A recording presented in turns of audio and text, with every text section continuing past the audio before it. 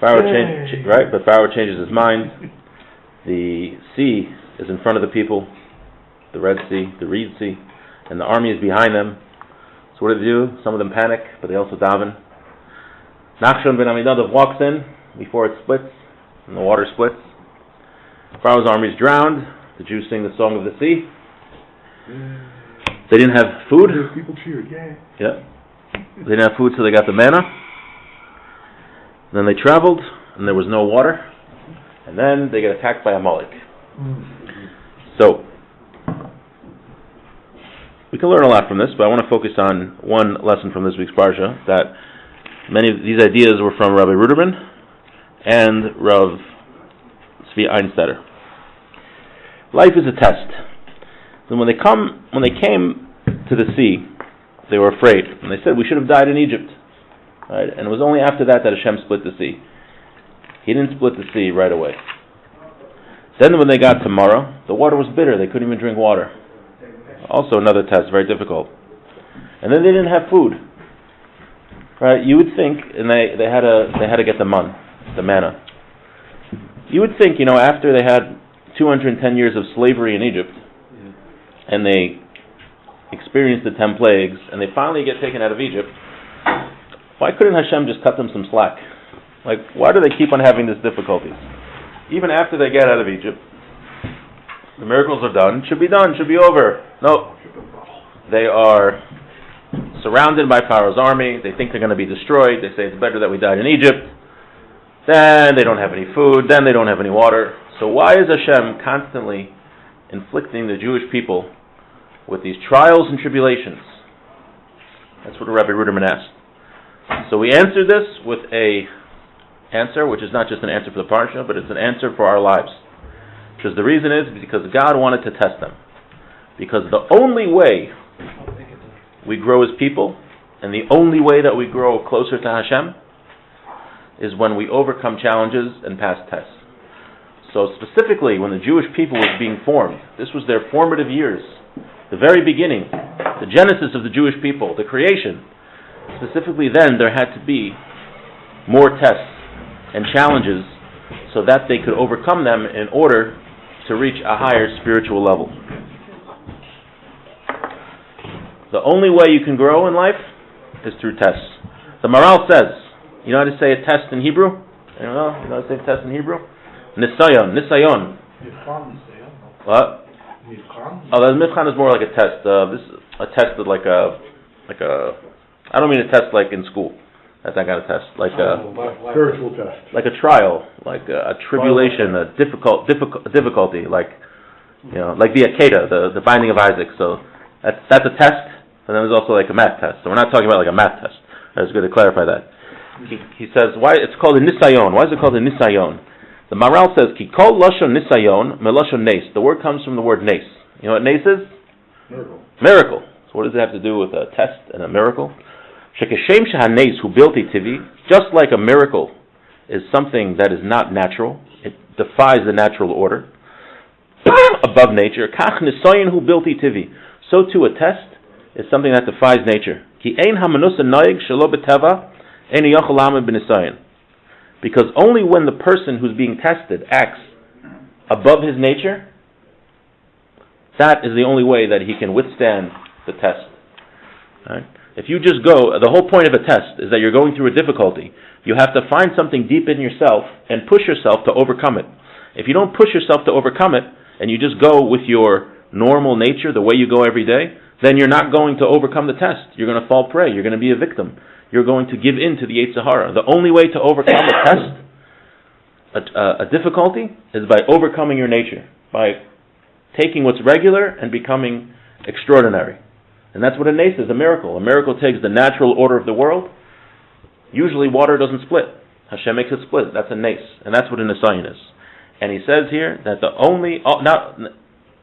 sometimes it could take a very long time to grow spiritually, but sometimes you have the opportunity in a split second to overcome a challenge, a very difficult challenge, and you could grow very quickly and normally would have taken a very long time. Rav Einstetter said related this story that someone went to the Divrei Chaim, the Hasidic Rebbe, and he was complaining to him. He says he wants a bracha that he should be able to learn Torah in peace. He says he said that he has difficulty making a living. He has trouble marrying off his kids. He has a lot of health problems. And he just wants a bracha that everything should be okay and relaxed so that he'll be able to study Torah. So Divrei Chaim said, absolutely not. He said, the whole purpose of life is that despite all those trials and tribulations, that you still find time to study Torah. Life is full of difficulties. It's supposed to be like that. Life isn't supposed to be easy. Right? If life was easy and you had nothing to do, yeah, okay, we go sit and learn. Just learn. I don't have to make a living. I'm not tired. I didn't have to stay up all night with the kids. It's very easy to sit and study some Torah. But the time of the Mashiach also will be the challenge? No, when Mashiach comes, it says the Yetzer Hara is going to get shechted.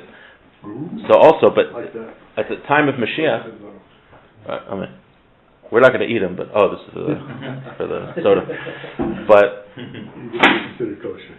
But the times of Mashiach also we're not going to get reward because there are no challenges. Right? Only now we get the reward. So the Divrei Chaim was telling him that's the whole point of life. The whole point of life is that you have these difficulties. And how do you deal with them? How do you react to them? Do you just fall apart and you don't learn Torah because, it's hard for you to make a living, you're not feeling well, you have trouble marrying off your kids? Or no, despite all these challenges, that's what I'm going to sit and learn Torah, because that's what Hashem wants us to do. Hashem gives us challenges so that we can overcome them and learn Torah. And how do you grow as a person? How do you grow closer to Hashem? If you're just doing mitzvahs and learning Torah because it's easy, you're not growing. You're just going, there's no point. Lama li chayim. What's the point of living for that? The whole point of life is that we are challenged and we overcome a test. And then when we overcome that test, it's easy. It's not a test anymore. Right? We had this struggle to maybe a person has trouble learning. He can't focus. So he learns 10 minutes a day. So it's very hard for him to sit. He's always wants to check his phone, or he wants to, he needs to stand up, or he needs to talk to somebody. But he pushes himself and he learns 10 minutes a day. All of a sudden, it's not hard anymore. So then he goes on to the next test. So what is he going to do? Spend the rest of his life learning 10 minutes a day? No, because he's not challenging himself. He's not growing. He's not getting reward. He's not doing anything. So now he tries to learn 15 minutes a day. Those 15 minutes are hard. But if he keeps doing it, he'll overcome it. And little by little. Little by little. That's what that's what we do in life. It was just an interesting perspective I got, because I thought, you just want to sit and learn. I want everything to be easy. No. You're supposed to do it even when it's hard. Mesilas Yesharim says, in fact, by the way, if anyone hasn't learned Mesilas Yesharim, do it. The Path of the Just. What do you say? I'm learning it now. Oh, Baruch Hashem, in school? No, I didn't. Oh, it's the best. The one we gave you in school? Or you got a bigger one that you could read? Yeah, I got a big one. You got a big one? Okay, good.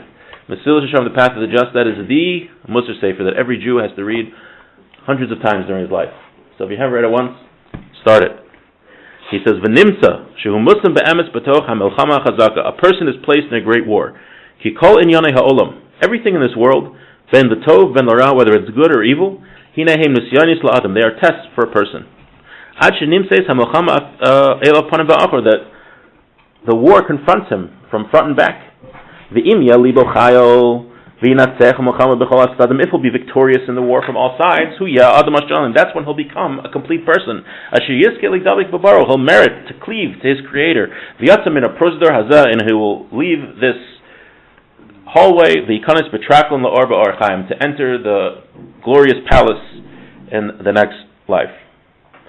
And when we have this perspective on life, and when we view it like that the whole point of life is to grow close to Hashem and to be a good Jew, which means it's not going to be easy. It's tough, right? Like the story we said last week, that any American nowadays, it's so easy to do everything else in life. To dedicate yourself to physicality and money and honor. It's hard to do the right thing. It's hard to be an Eved Hashem. There are a lot of challenges. Everyone has their specific challenges. But when we change our perspective on life, it actually can make things easier in a way. There's a story I read from, what's his name, Rabbi Pinchas Lipschitz from the Yated. Say the story, there was a Hasidic Jew in Russia named Mendel Futterfass, and he was put in the Russian Gulag. And apparently, he was very happy in the Gulag. Everyone else was very depressed, and he was chill. He was smiling. So someone asked him, no pun intended. So somebody asked him, he says, why are you so happy? Like, how could you be happy in this situation? So he told them, he said, before you were put in jail, you were a banker, you were a lawyer, you were a doctor, They put you in jail, so you lost your identity. You lost your whole essence as a person. So you have nothing left. Of course you're going to be depressed. He said, but me, I was a Jew before I came to jail. Now I'm also a Jew. I had certain challenges to serve Hashem before, and now I have different challenges to serve Hashem. So I'm still doing my life's work. I'm in prison, and I have to serve Hashem like that. Before I was serving Hashem in a different way. So obviously this is I think intellectually we can understand what he's saying. If we were put in this situation, chas v'shalom, I think to actually live it is very difficult.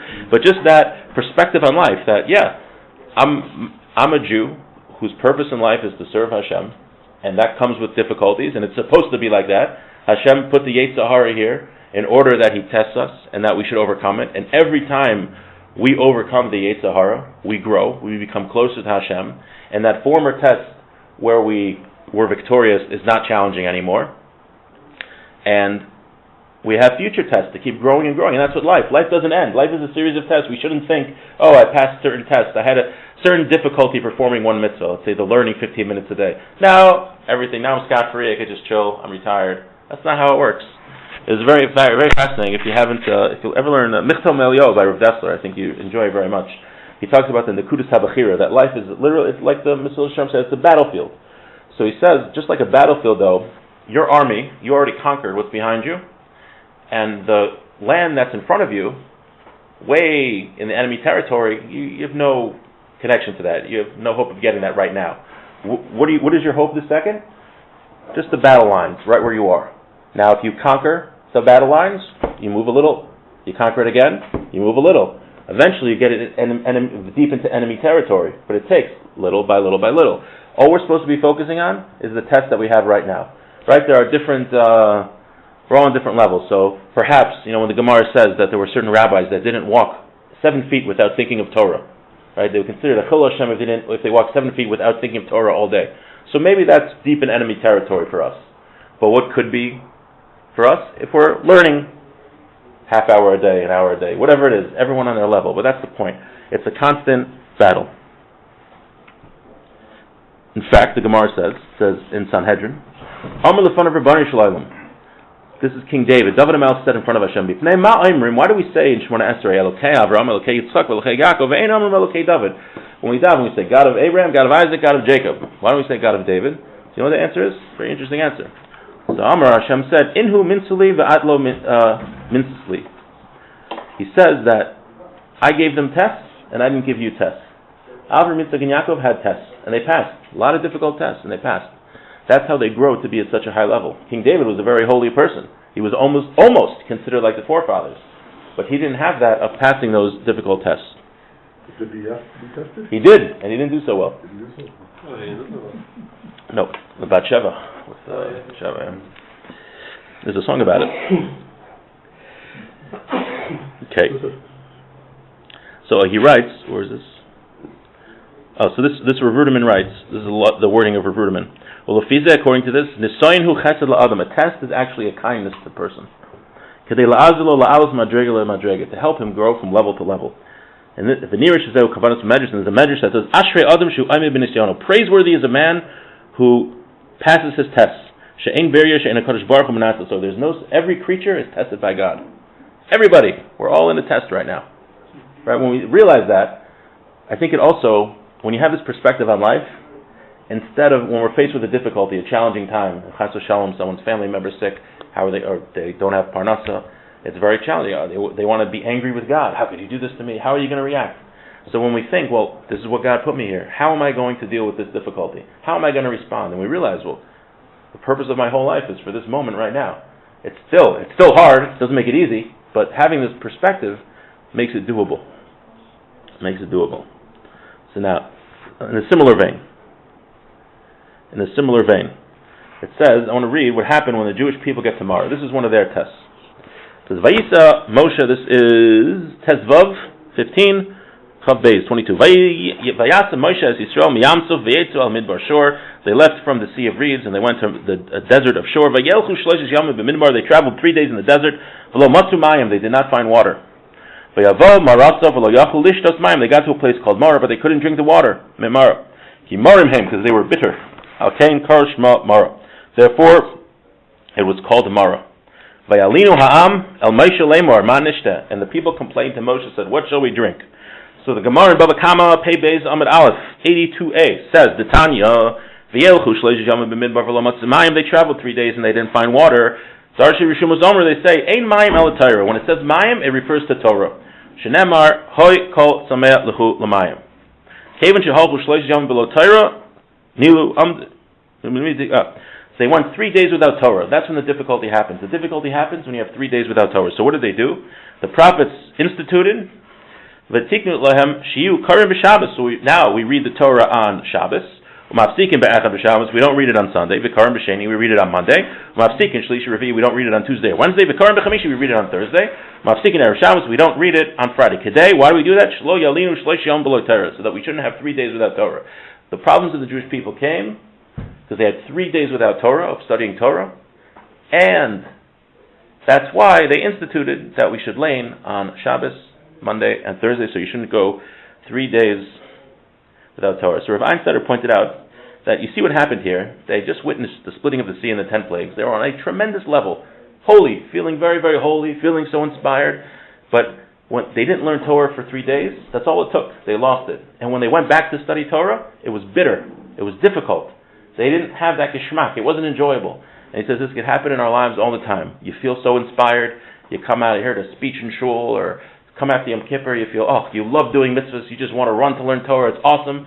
And then maybe you got a little busy and you forgot to learn a few days, and then when you go back to it, it's bitter. You hate it. You don't want to do it. You're annoyed. You're tired. I'm not in the mood for this right now.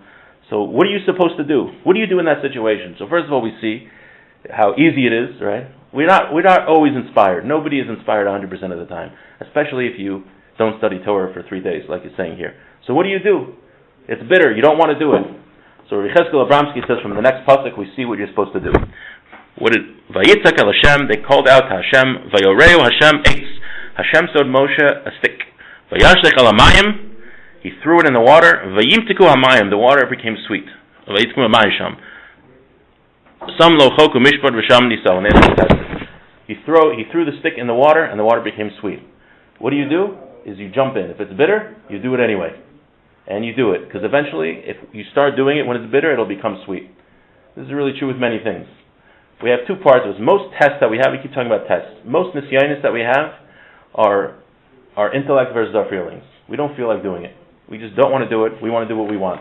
Intellectually, we know that we should be doing it. So we have this battle. So I don't feel like learning Torah. It's bitter to me. I'm not enjoying it right now. So what are you supposed to do? Just dive into it. Start doing it. And it's going to be bitter at the beginning. It's going to be difficult. But eventually, it's going to become sweet. When you use your intellect to do something, the feelings come along after. And you just begin to do it. After your actions, that's how your feelings will happen. They'll come right after it. And that's most of life, like I'm saying. We're saying that our person's mind, we know what the right thing is, but we have our feelings which are contradicting it, so we have to go after our mind, and when we go after our mind, eventually the feelings come. So, I just want to add something he didn't say, but I think this is true also. We shouldn't, if let's say we're not in the mood for learning Torah and we start learning for 30 seconds, we shouldn't say am I enjoying it now? Am I enjoying it now? Because anytime you do that, it doesn't work. There's a person, it says if you run after kavod, if you run away from honor, honor will chase you. So a guy came to the Satmar Rav. He said, I've been running away from honor my whole life, and I haven't gotten any honor. So he says it doesn't help if you keep checking behind you.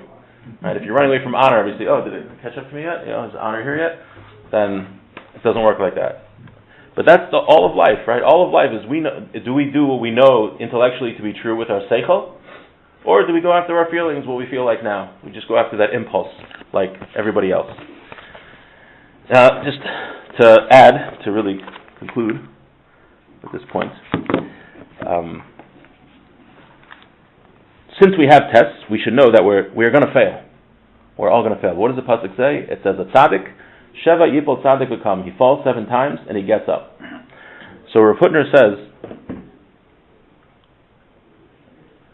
similar to what we're saying here, it's not the pshat that he just keeps getting up, but rather it's because of the fact that he fell. That's what makes him great. Because a human being has shortcomings, and he tries and he fails, and he tries and he fails. But the fact that he gets up after those failures, and he struggles through them, and he keeps getting up, that's what makes him a tzaddik. And this constant battle is what makes a person grow, like we're saying. And he says that the Yetzer Hara should even be a person's best friend, because when we look at it, the only way we get closer to Hashem when we grow as people is by battling the Yetzer Hara. So really the Yetzer Hara is doing us a very good favor. And actually, sometimes you fail a test, you feel very depressed, you don't want to try anymore, like, I failed, what's the point? So the Tzaddik HaKohen says that sometimes the whole test is to see, after you fail, if you're going to get back up. Meaning that's what Hashem put you in that situation. He wanted you to fail the test, and he wants to see, though, are you going to get back up after you failed? That's another thing he says. So, just to conclude with another story here, there was, we never know why also we're put in difficult situations. We're facing certain tests. There was certain, they used to draft Jewish boys into the military, Russian military, which from what I understand wasn't a pleasurable experience. Maybe you could, I don't know if you ever served in the motherland, but And you let it go. yeah. I imagine it was much worse in the early 1900s. And actually the Chavetz Chaim wrote a sefer, I forgot what it's called, he wrote a sefer for Jewish boys who were drafted into the army. A special book for them, he wrote. So a bunch of boys went to the Chavetz Chaim to get a bracha that they shouldn't be drafted. And he gave them all a bracha, and there was one bacher who he told, he says, it's not so bad if you get drafted, you can sanctify Hashem's name. The kid was like taken aback. And he got drafted. And he thought it was like the worst thing ever. And it was very difficult for him in the army. He was the only Jewish boy in his platoon that was keeping Torah mitzvahs, trying to do what Hashem wanted of him. And he came to a certain town, and he discussed his difficulties with the rabbi of this town, this boy. And the rabbi said, he said you should be able to get kosher food. They had no kosher food in the Russian army. And this rabbi had some influence, and he was able to influence the Russian government to get kosher food for the Jewish soldiers in the early 1900s, whatever it was. So because of this boy, there were dozens and dozens of Jewish boys who he convinced to start eating kosher. So even though this boy, think this is the worst thing ever, that he was put in this life situation. But no, this is what his purpose was at this time, was that he should be put in this desperate situation in order to strengthen the Torah observance of these other soldiers. And sometimes, we're put in life and we say, why did God do this to me? And we don't realize, we don't know, we never know. But one of the things could be because Hashem wants us in this situation because it's an opportunity for us to help others. People that go through very difficult times, many people like this. I remember Rabbi Leiter said over that when at his nephew's shiva, there was a woman, right? She lost two sons in the Israeli army, and what she does, she goes around the country comforting parents of fallen soldiers. So she went through this horrible ordeal, this horrible test, but she used it and reacted to it, that she was able to comfort, hundreds and hundreds of people, perhaps thousands of people, but because of what she went through. So we never know all the different aspects. So just to summarize, we're saying we shouldn't look a different perspective on difficulties and tests in life. We shouldn't be afraid of them. They are difficult and they are hard, and we all go through them, but that's the purpose of life. The whole purpose of life is that we become victorious and we battle them, because if we didn't have tests and everything was just easy, we wouldn't grow. We wouldn't improve as people. That's not what Hashem wants from us. Hashem wants us to improve as people. So we should look at these tests, and in some aspects, the Yetzer Hara is our best friend, because that's what helps us grow. And sometimes things are very difficult. So what do? We don't feel like doing a mitzvah. We don't want to put on tefillin. We don't want to study Torah. You do it anyway, and eventually the feelings will come about. And again, we never know why Hashem puts us in a situation, but it's all next time we're all faced with that. Why is this happening to me? This is what I was put here for. How am I going to deal with it? It's still hard, but a different perspective.